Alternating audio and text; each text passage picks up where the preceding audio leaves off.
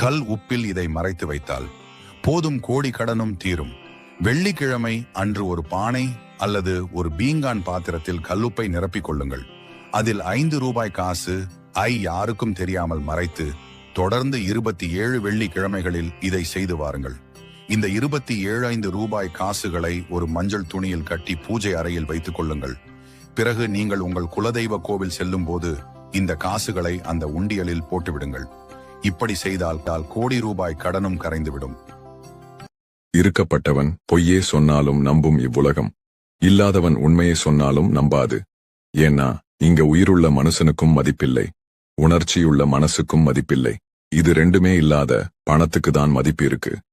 அன்பு அசிங்கப்படும் பொழுதும், உரிமைகள் உதாசீனப்படுத்தப்படும் பொழுதும், எதிர்பார்ப்புகள் ஏளனப்படுத்தப்படும் பொழுதும் தான் தெரிகிறது உறவுகளின் உண்மையான முகம்.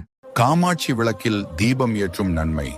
நல்லெண்ணெய் அல்லது பசு நெய்யில் 2 திரி வைத்து அதில் தூளாகிய பச்சை கற்பூரம், ஏலக்காய், கிராம்பு சேர்த்து தீபம் ஏற்றுங்கள். இதனால் தெய்வீக வாசனை வீடில் நிலைத்து மகாலட்சுமியின் அருள் நிறைந்து செல்வம் சுபம் பெருகும்.